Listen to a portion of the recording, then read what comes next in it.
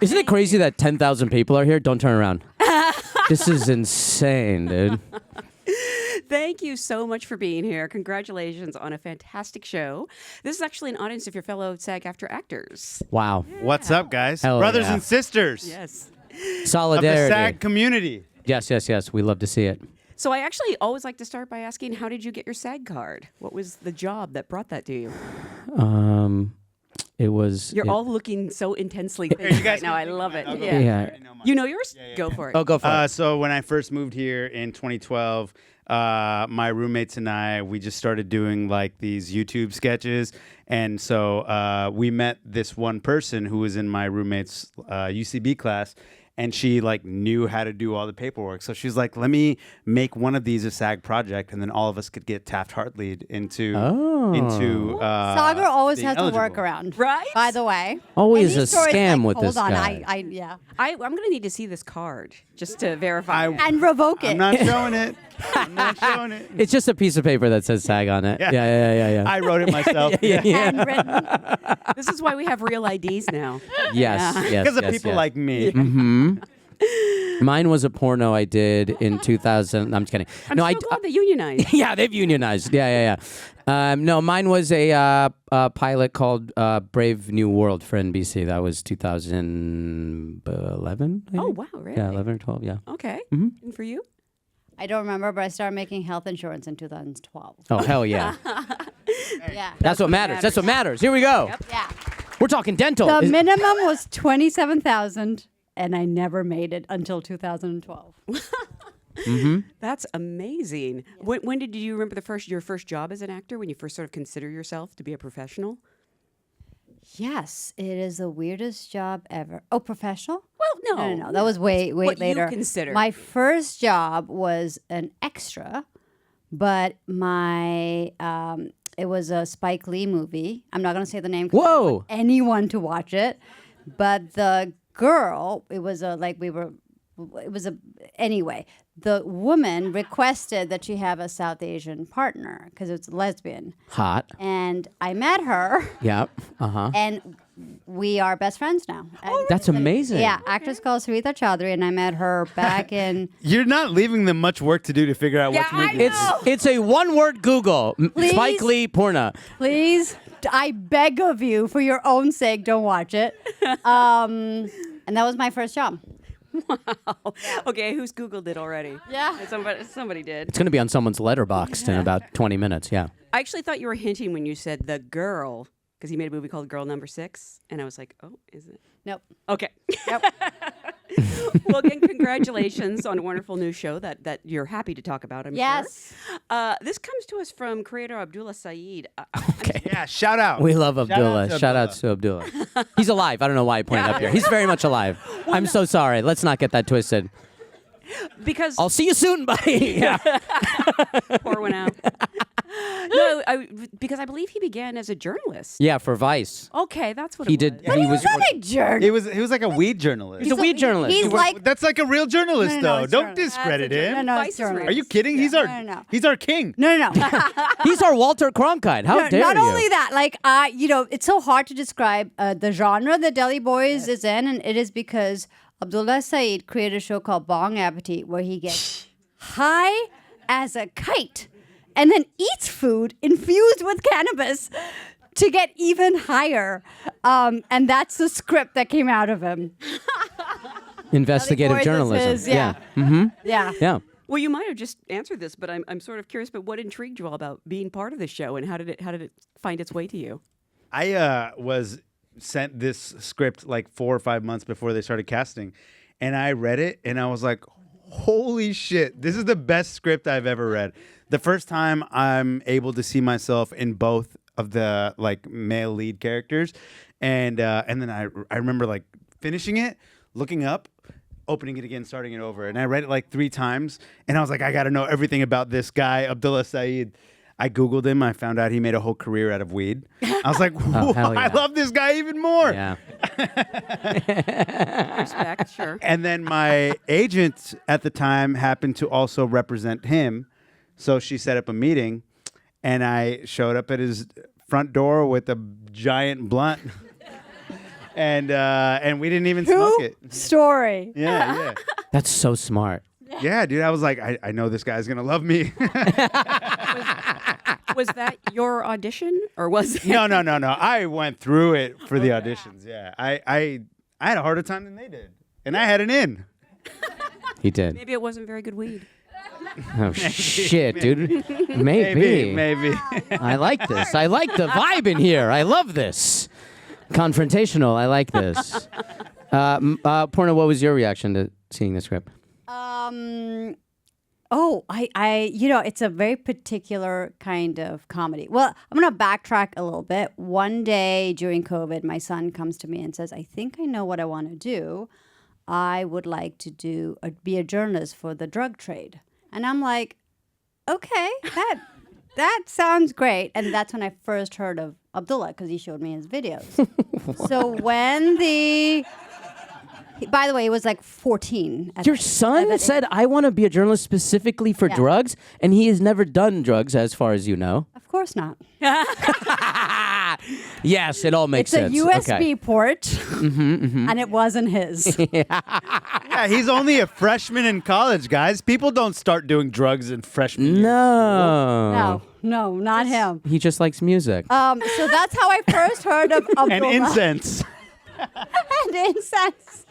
One day he asked me to buy, that thing that has, like, you put water and A bong? no, the smell. A bong. Oh, like an infuser. An infuser. Yeah. He said for his birthday, like an infuser. And I'm like, that's such a sweet gift. It was totally Oblivious. to cover up. Yeah.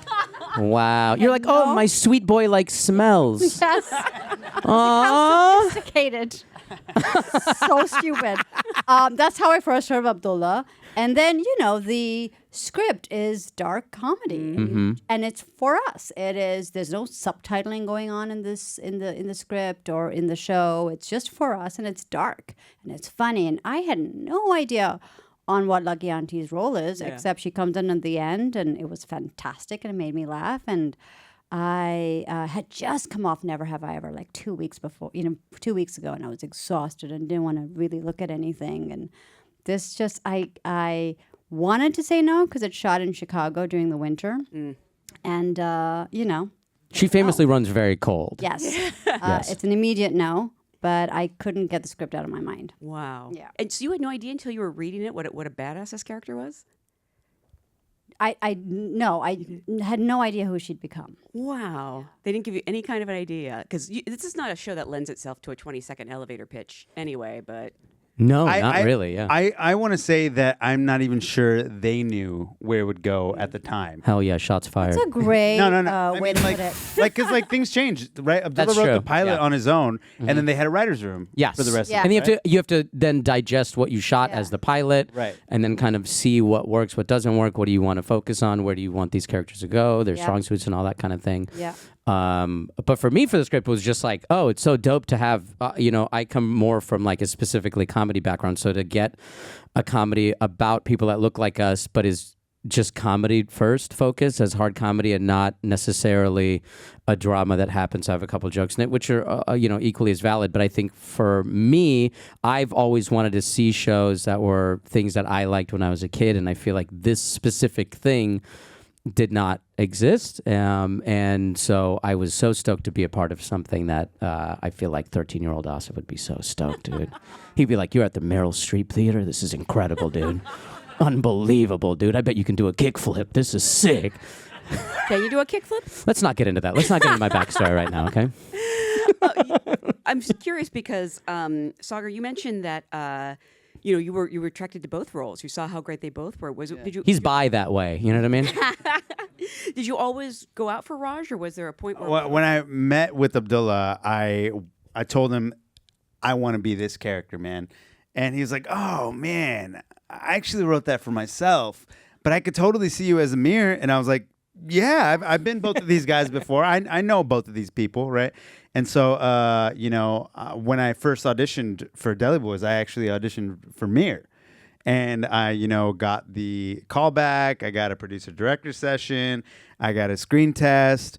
And then I got the call. And then they were Ring, like, ring, ring. Yeah. And then they were like, "Hey, they made an offer to somebody," and I was like, "Is it Asif Ali?" And they were like, Yes. "Yeah." Mm-hmm. And then it was the same day that Abdullah decided that he didn't think he wanted to do Raj anymore. He was like, I want to focus on the writing and the producing. And so then I get a call later in that evening that, hey, Abdullah's dropping out from doing Raj, Wow. and they want you to read for it. So I was like, yes, let me do it. Great story. That's right? that is the classic. Abdullah called me and he's like, dude, you got to get this fucking job, man. He's like, I can only give you one vote. The rest of the team has to love you. So nail it, dude. Wow, Yeah, fantastic. it was great, man. Because so much relies on the chemistry between the two brothers. Did you two ever read together? No. Really? We didn't even meet until our chemistry read We didn't even on know each Zoom. other. Well, he knew who you were. I mean, but we Yeah. didn't. But we weren't like people hanging out with each other kind Yeah. of thing. You know what I mean? We were sort of like in adjacent circles kind of thing. Yeah, but yeah. we didn't actually meet in person until we were on we set. have a ton of mutual friends. And But it's strange not to meet. Like when you're South Asian, you bump in. And I'd never met Asif, and I'd only met Saagar once. It's because I'm because- busy at night when Yeah. all of these fuckers are hanging out with each no, other. no, it's a not. No, we're prostitute. all busy. He's We a- are just he's a busy doing lady the of the same night. thing, and you're at the store or you're at the Yeah, I'm being a Comedy clown. store. I'm being a professional clown at night. Yeah. yeah. You're at the comedy store at the Laugh Factory or The something. improv. Yeah. And Honing his craft. And I'm honing my we're craft. out. and we're partying. Yeah, We're out. Yeah. So how quickly did that sibling relationship develop? Pretty fast. Yeah. Yeah, we were both scared that this was going to be our only time getting to do something cool like this. Yeah. So we really related to each other's fear. Yeah, the And- desperation is real of like, hey man, I don't even know if this type of show will ever happen again. No, but Sagar's one of 3 boys, Yeah. and I'm Asif's one of 4 boys. So Yeah. like they grew up with Our brothers. poor moms. Yeah, I know. Shout outs to our moms. Yeah. Yeah. And Poorna, for you, I mentioned that this is Lucky's kind of a different character than we've seen you play before. I think all your characters are badass, but they don't all wield guns Right. quite so well. Really should. Never have ever would be so different if you had a gun. Yeah, those family disputes would be done in 3 seconds. You'd be like, gun on the table. Baby would have been dead episode 1.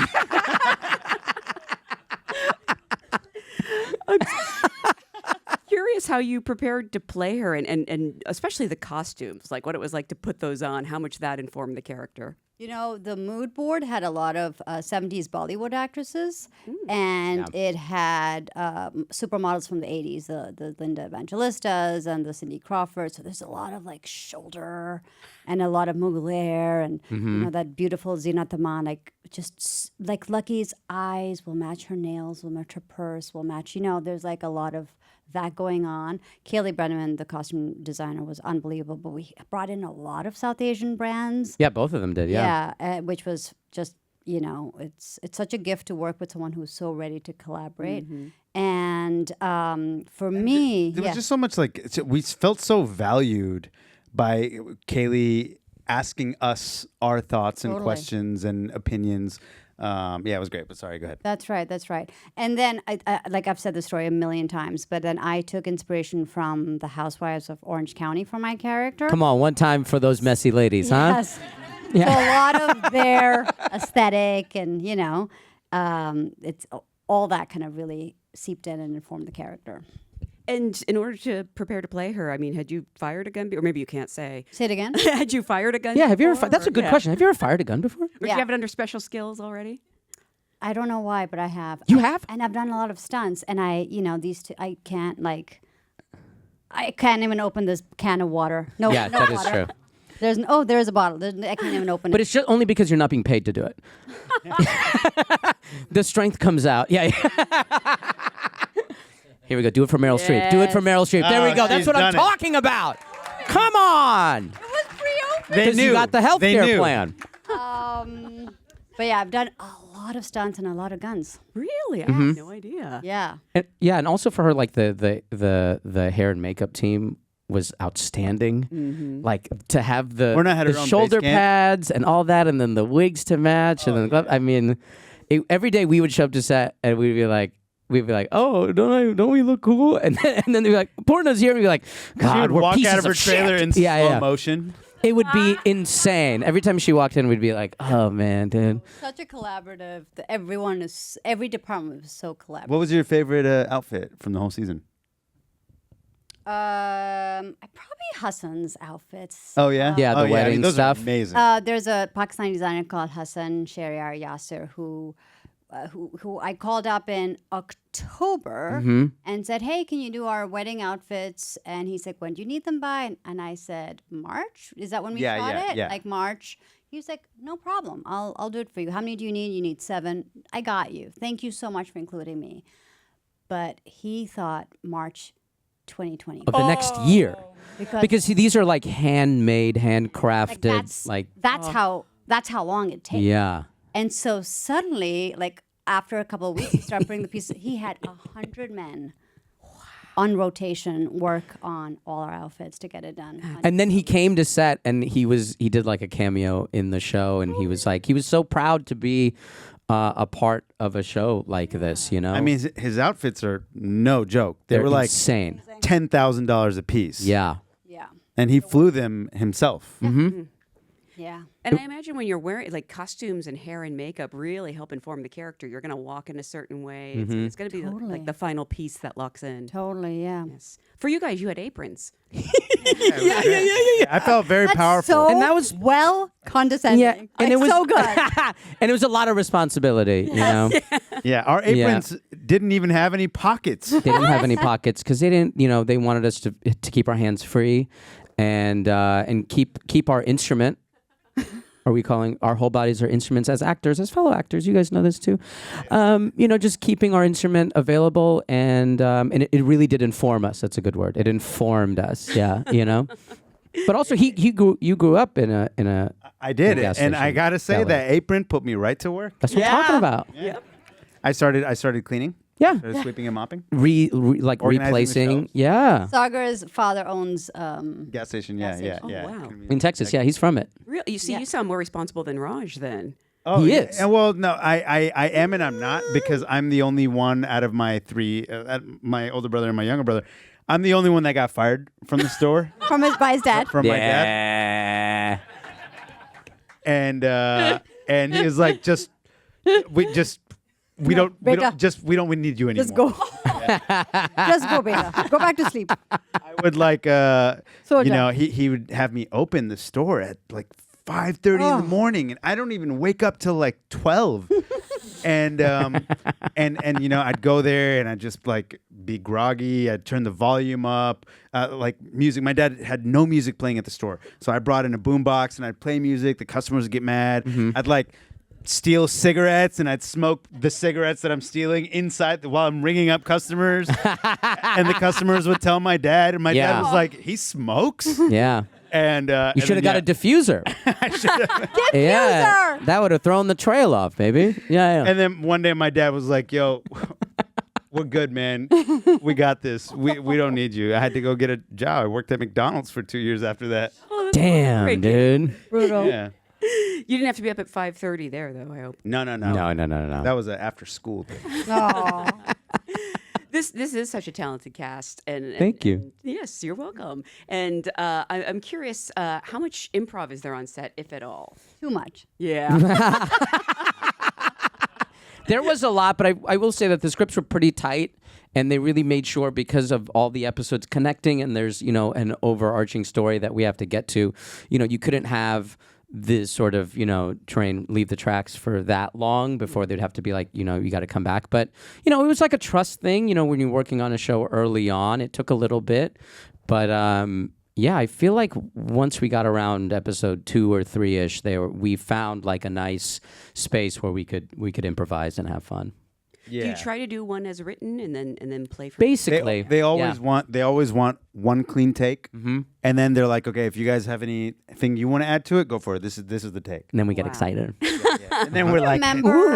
a scene that you guys improvised? Do you remember any? Yeah, the one where we're at the hotel lobby. Yes. That was a fun one. Yeah. Tell me, what was it? The We did Charlotte British one? accents. The British accent, the Charlotte one. Yeah. There's one take that they didn't keep where I referred to myself as a silly cunt. Oh yeah. I think that was too much for them for the editing, and I was like, I thought that was the best take that we did. That's how you talk. I was just trying to be British, But yeah, we did have a ton of fun, and it was like that of like we would get as written, clean, and then they would be like, yeah, let's run it, let's have some fun. Yeah. I remember the scene with Tan where we were fighting. What wasn't written in are the Urdu curse words that we were throwing at each other. So we threw in Kutte, haramzada, which means bitch, haramzada, which means bastard. Yep. And benchot, which is sister fucker. Mm-hmm. Everyone And you take guys notes. all take those home Yes. with you. Yeah. Repeat after me. Banjo. Banjo. That's what I'm talking about. That's what I'm talking about. But there was a lot. There was really a lot, and I think that's why all our guest stars just love being on set. Yeah. And we had a lot of incredible Incredible. guest stars. I mean, Tim Baltz from Righteous, Come on. aforementioned Chris Righteous Elliott. Come on. Gemstones, Chris Elliott, Jeffrey Arendt, Lily Sakina Sullivan, Joffrey. Sakina Joffrey. I mean, let's not forget Kevin Corrigan, like Kevin. literally from Goodfellas. I mean, Yeah. and everybody was so stoked to be Jeffrey on Aaron. the show. Yeah.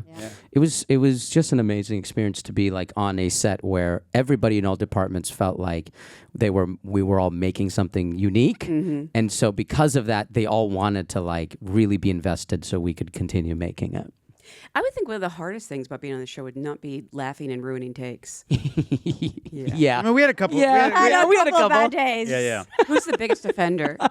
Who's the what? The biggest offender. Biggest laugher. Yeah. I would say we were pretty good. Yeah. I would say outside good of ones. set, it's him. Oh yeah. On set, it's probably her. Yeah. Yeah. Mm-hmm. But she does it like these. They're either really silent laughs, or they're like The loudest laugh The you've ever heard loudest in your laugh, life. yeah. No in uncontrollable. between. Yeah. no in between. Yeah. There was one day that we keep talking about, Fazia Mirza's first day on set, where This is episode 8. Yeah. Mm-hmm. for whatever reason, first scene we could not get through, and we felt so bad for her. Because we were doing so well the whole time, and then sometimes when you're shooting on a thing, like sometimes you'll get there and it's just your vibe is like It was everything's also hilarious. All of us. We're also so late in the game at this point. Yeah. Where we're getting a little delulu, right? Yeah. Because Yeah. we're working 16-hour days. This is our 8th week doing it, Mm-hmm. and Foz is, this is her first time getting a job as a director. She's made For a scripted television script- show, yeah. TV show, yeah. So she's made her own feature-length film before, but this is a big deal. This is her first job. Queen of My Dreams, please see it. Yeah. It's so good. It's Very going to be in good. theaters in June, I believe. But anyways, it's her first day, and Poorna, I don't know. Have you guys seen all of it? Okay. Okay. Okay, great. I love That's it. what I'm talking about. So- Look at these haramzadas. You Very know- cool. In episode 8, when Prairie runs into the store, she's like, guys, the FBI is coming, blah, blah, blah, blah, blah. Yeah. And Lucky is like, what the fuck are you doing here? And, Prairie's like leaving. Me and Emma get into a fight. Prairie's about to run out the door, and Poorna comes out with their gun, and she goes, where the fuck do you think you're going? Poorna had the hardest time cocking that gun. She's just supposed to do that part with That's your it. thumb. Could not do it. And it took us Not like do 50 it. takes. Yeah, and that's where we lost it. We lost it for hours and hours. And Fazia is just like, guys, please, Fazia's scared she's this gonna is my get first fired." job. Please. She's like, I'm losing control of the set, and I've only been on set for 15 minutes. Like, this is insane. We all looked like lunatics to her, probably, of like, who are these children that can't even get through the easiest possible scene? And it's at the end, too. It's not like a correction you do at the beginning. It's like you have to get through the whole scene. The whole And scene. There's a whole fight. Poorna's doing incredible, and she gets to the end, and she's just like, Yeah. and it just looks like Whole body is shaking. whole body's shaking, and she's dressed like this incredible, mobbed out, like I'll kill anybody kind of thing. But to see somebody like just like frightened while they're doing it, and then props and stunts had to come in and be like, they had to come in and be like, they were so confused. They were like, no, they would take and be like, it's so easy. They're like, I don't understand they were looking at Fauzi like, is she like okay? Like, I don't. It's so easy. I don't understand what to tell you. It was and we were dying every time they would be like, "It's just that," and Poorna would be like, "Okay." We'd get through the whole, like, it's like 3 or 4 pages of a thing, and then just the end of it, all the rest of us are standing there like, "Come on, Poorna, Come on, Poorna, you got it, you got it." this." There's a huge debate about actors having to do social media and have a certain amount of followers Mm-hmm. to be asked. As a brown actor, do you think we should embrace social media or focus on acting? Sorry, this is super long. Is that No, for no, you? that's a great That is question. actually a really good question because I think we have, on this stage, we have 3 different philosophies on it.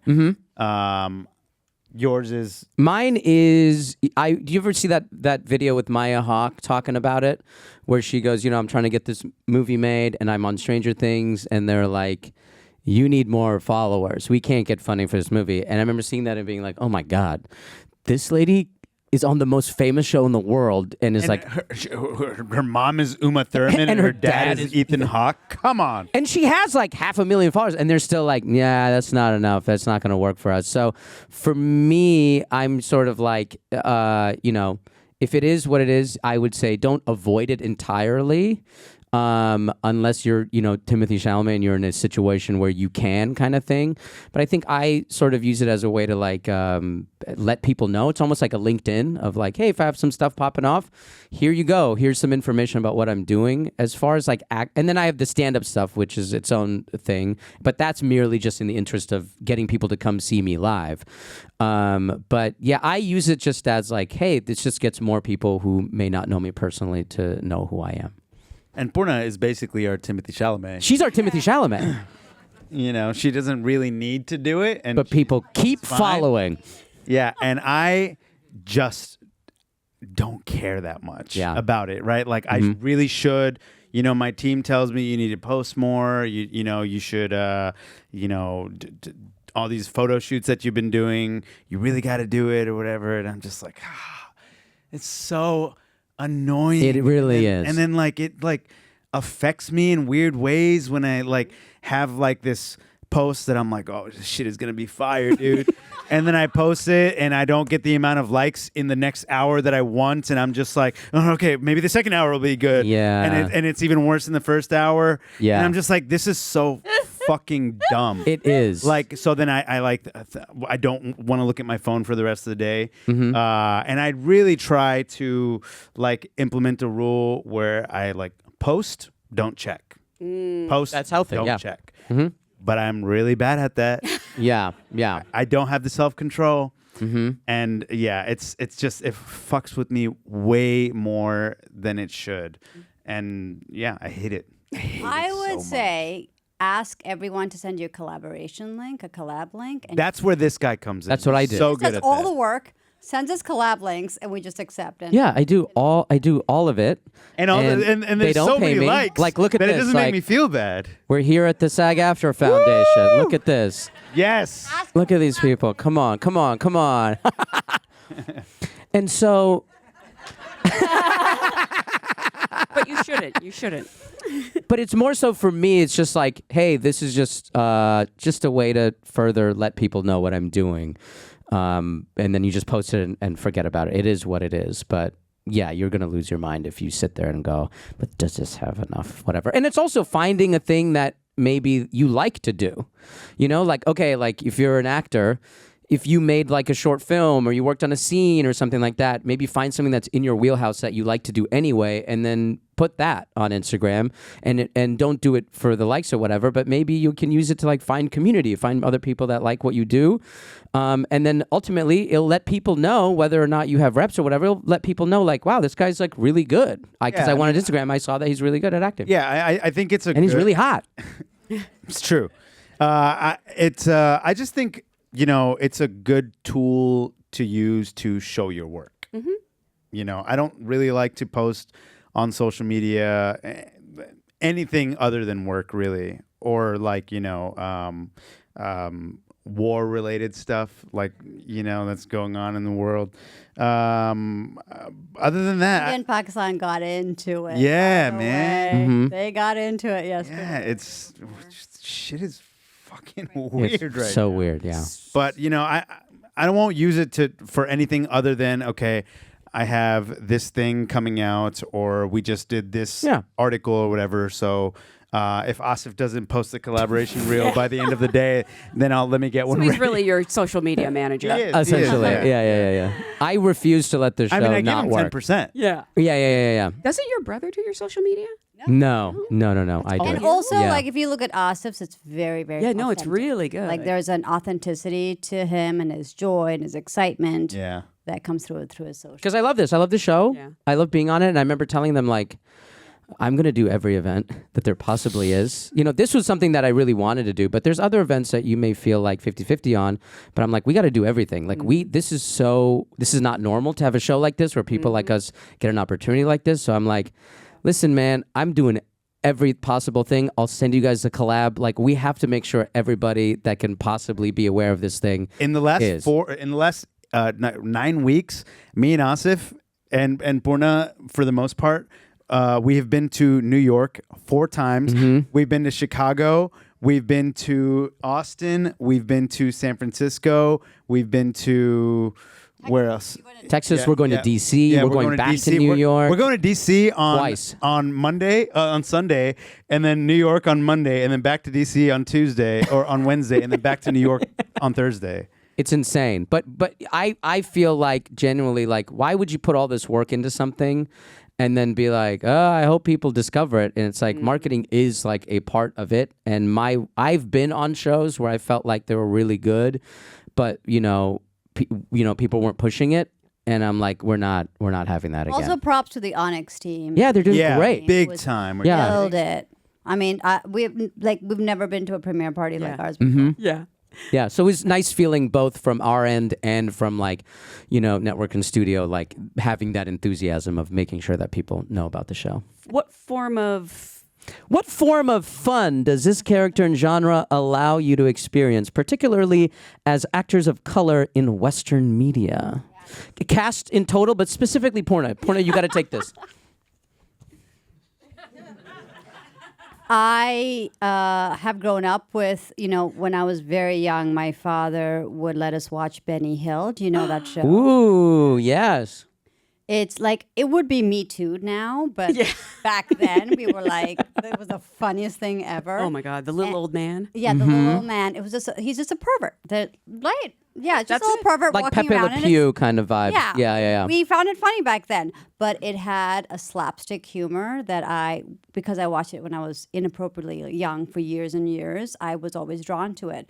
But I always felt like that humor wasn't available to us.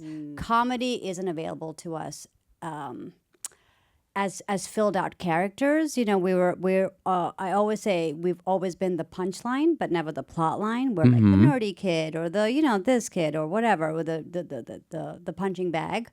And so a filled out character who's comedic, but also venturing into kind of that absurdist slapstick humor is something I couldn't have imagined that we could, or definitely I don't want to speak for these two. I didn't feel like I could ever get to do or explore or learn. I'd never done it before. I didn't know if I could, but there was never any opportunity.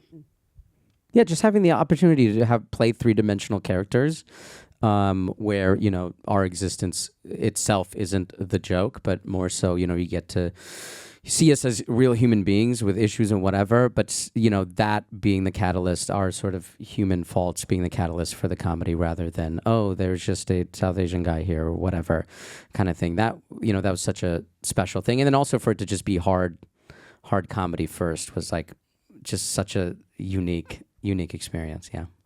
Yeah, for me, I feel like growing up, or when I started acting, at least when I was 23, But you are 23. Yeah, I'm 26. Oh shit. Okay. But I didn't feel like I had the audacity to dream of playing a lead role. Like I used to pray, please let me get enough jobs a year to where I can make like $60,000 a year doing what I love doing. Yeah. And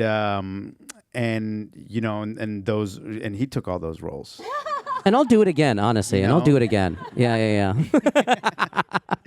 But no, I mean, this is way beyond what I was able to, I guess, comprehend what my career the trajectory could go as far. We're so lucky. So, like, I still remember hearing Sandra Oh on a podcast, and it just always stayed with me. Is she got the Killing Eve script, and she read it, and she loved it, but she didn't know what character she may be up for. Wow. Wow. Couldn't even imagine that she might be considered for the lead. So cool. And that's us. We can't imagine that this script exists. Yeah, and so we hope that this is sort of like, we're pushing the show so hard because we believe in it and we really love it. But also it's on a grander scale, it's like to, this kind of thing being out there and being successful, hopefully will encourage other people for this not to be like a sort of like, for it to be an outlier kind of thing. This should be more normalized. It shouldn't be three people being like, can you believe I was praying to God that I could be the lead of a thing? Like, we want this to be a normal thing. You know what I mean? Hopefully this will encourage other writers and other creators to make stuff, And also the fact that these two, Deli Boys is great and it's deep in the fact that it exists, but it's not a deep show. It's like I don't want to say a stupid show. What is it? it's just a fun comedy. But it is, and there is joy in that. It is dumb in the same way that like a Righteous Gemstones is. Dumb, and I love dumb stuff. Yeah. And so But it's like the only time. It's our first stupid show. Yeah. Right. it is our first stupid show. White people get to have stupid shows all the time. White people have so many stupid shows. Yeah, We why don't can't get we? any stupid show. Like Yeah, we let us have, have one. we have to have a That's lesson. the genre. right? Uh-huh. Every show, every character, every speech has to have a lesson behind it. Yeah, about like woe is me. Can you imagine how hard it is for me to live as Yeah. me kind of thing? It's like, what if you just want to shoot somebody? Yeah. And you can't. 'cause And the you gun isn't working. can't. Yeah, because you can't cock the gun. But To that end, I actually want to remind everyone that all of the episodes are streaming now on Hulu. Please tell everyone, because it is such a special show, and tag them in collaboration. please tag us. Thank you so much for being a great accept all audience. collabs. Thank you for being.